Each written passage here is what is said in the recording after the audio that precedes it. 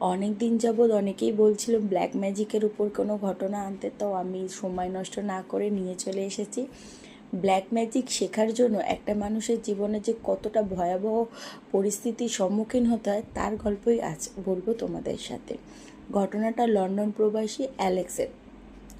ওর জন্ম মানে বাবা ছিলেন ইন্ডিয়ান, কিন্তু ওনার মা ছিল ব্রিটিশ।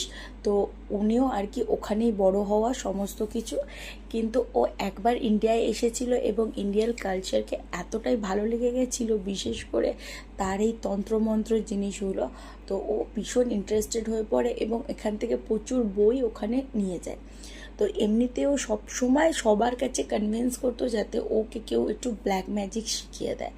তো সেইভাবে কাউকে পাচ্ছিল না, বহুদিন যাবত ও আর কি ট্রাই করে একজন ভালো গুরুর যায় যে ওকে ব্ল্যাক ম্যাজিক বা এই সমস্ত তন্ত্রের ব্যাপারে ওর জ্ঞান আরও বাড়াতে সাহায্য করবে।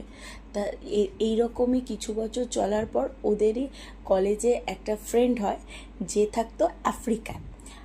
তো ওনার দাদু আফ্রিকায়, অবশ্য অনেকেই জানো আফ্রিকার একটা গ্রাম রয়েছে যেখানে শুধুমাত্র ব্ল্যাক ম্যাজিকের মানে লোকজন ব্ল্যাক ম্যাজিকেই ইন্টারেস্টেড থাকে এবং প্রচুর পরিমাণে ব্ল্যাক ম্যাজিক ওরা ইউজ করে থাকে রেগুলার লাইফে। তো ওই রকমই একটা ফ্রেন্ডের সাথে ওর খুব ভালো বন্ধুত্ব হয় এবং ও তখন ওকে কনভিন্স করে যে ওদের বাড়িতে নিয়ে যাওয়ার জন্য। এবং ওই ফ্রেন্ডের দাদু লিটারেলি ব্ল্যাক ম্যাজিকের সাথে ভীষণভাবে যুক্ত, মানে উনি কন্টিনিউয়াসলি ছোটোবেলা থেকে এগুলো করে আসছে।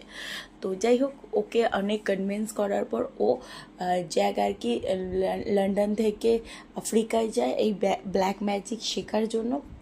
এবং সেখানে গিয়ে এই ভদ্রলোককে অনেক কনভিন্স করে, কিন্তু এই ভদ্রলোক প্রথমেই ওকে দেখে বলে দেয় যে তুমি তোমার মধ্যে সেই শক্তি বা সেই সাহসই নেই যে তুমি একটা ভৌতিক কোনো কিছুকে একসেপ্ট করতে পারো, বা এইগুলো শিখতে গেলে সবারই একটা মানে ভাগ্য নিয়ে আসে, কিন্তু সেই ভাগ্য তোমার ছিল না।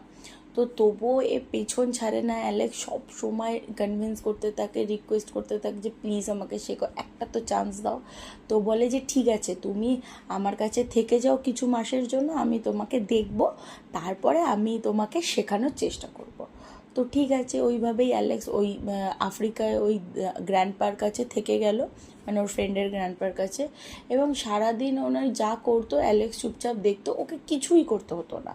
এরমভাবে সপ্তাহ দুয়েক চলার পর অ্যালেক্স ভীষণ বিরক্ত হয়ে পড়ে।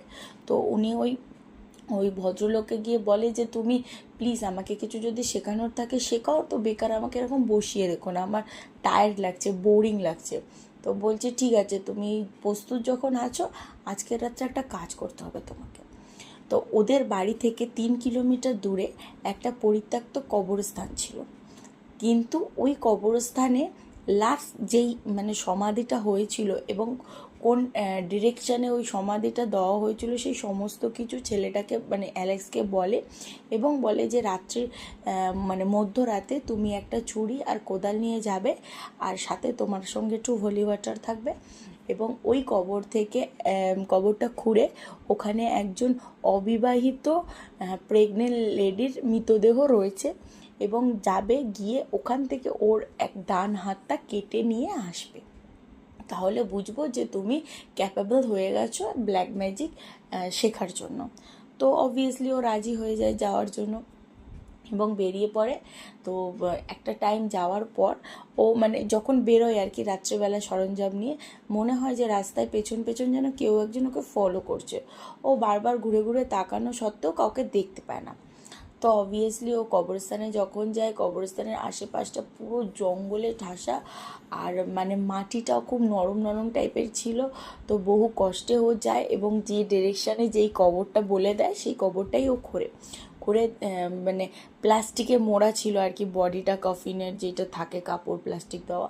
তো ওগুলোও ওপেন করার পর দেখতে পাই একটা বডি পড়ে আছে, যার মানে চোখ টোক থেকে জাস্ট পোকা বেরোচ্ছে, নাক তো নেই, দুটো ফুটো দাঁতগুলো আছে, বিভৎস একটা বাজে স্মেলে ওর মানে বমি চলে আসার মতো অবস্থা, মাথা ঘুরে যাচ্ছে এরকম অবস্থা। কিন্তু তবুও ওর মনের মধ্যে সেই ইচ্ছাটা যে আমাকে ব্ল্যাক ম্যাজিক শিখতেই হবে, তো এইগুলোতে ভয় পেলে চলবে না। তো তখন কি করে, যাই হোক করে তাড়াহুড়ো করে ওই হাতটা ধরে ওর এবং ডান হাতটা কাটতে থাকে ছুরি দিয়ে। একটা পর্যায়ে পর হঠাৎ করে না ওর একটা হাতের মধ্যে, মানে অ্যালেক্সের একটা হাতের মধ্যে ভীষণ রকম ঠান্ডা বরফের চাই যেরকম এসে পড়লে যেরকম হিম শীতল হয়ে যায় এবং হাতটা টনটন করতে থাকে, ঠিক সেরকম অনুভূতি হতে থাকে। এবং যখনই ও নিজের হাতের দিকে তাকায় অ্যালেক্স দেখতে পায় ওর হাতটাকে ধরে রয়েছে সেই ভদ্রমহিলার মৃতদেহ, যার ও হাত কেটে আজকে ওই গ্র্যান্ডপার কাছে নিয়ে যাওয়ার কথা। ও এটা দেখে এতটাই ভয় পেয়ে যায় যে ওখানে ওর হাত থেকে ছুরিটা প্রথমত পড়ে যায়। তারপর অনেক সাহস সঞ্চয় করে ওই যে হোলি ওয়াটারটা ছিল, ওই হোলি ওয়াটারটা মেয়েটির মৃতদেহের গায়ে ছড়িয়ে দেওয়াতে মৃতদেহতে হাতটা ছেড়ে দেয়। ও যে কোনো মতে আর কি হাত, ওনার ডান হাতটা কেটে ওই দৌড়াতে দৌড়াতে মানে ওদের গ্র্যান্ডপার কাছে আসে। এবং গ্র্যান্ডপা বলছে, ঠিক আছে, তুমি যখন আমার এই মানে টাস্কটা করতে পেরেছো, দেন তোমাকে আমি কালকে থেকে যজ্ঞে বসাবো। তো এবার সেদিনের মতো তো দিন শেষ, রাত্রবেলা পরের দিন সমস্ত কিছু মানে পশুদের ব্লাড, মুরগির মাথা, পা, এরকম বিভিন্ন ধরনের জিনিসপত্র নিয়ে একটা বড় পুজোর আসন মতো তৈরি করে এবং ওখানে একটা যজ্ঞ, মানে আগুন জ্বালানো, আমরা এখানে যজ্ঞ বলি, হয়তো ওদের ওখানে অন্য কিছু বলে, যাই হোক ও একটা বেদির মধ্যে আগুন জ্বালিয়ে বলে, কিছু মন্ত্র দেয়, বলে ভোর পর্যন্ত তুমি এটা উচ্চারণ করবে আর এই রুমে আমি থাকবো না। তো ওগুলো করতে থাকে। বেশ কিছুক্ষণ পর ওনা বড্ড বোরিং লাগে যে একই মন্ত্র বারংবার আমি কেন বলছি, বা ভালো লাগছে না আমার বলতে। তাই একটা পর্যায়ে পর ওর কানে আসে বাইরে যেন খসখস করে কারোর পায়ের শব্দটা যেন ধীরে ধীরে ওর রুমের দিকেই আসছে। তারপরে রুমের দরজাটা খোলার শব্দ।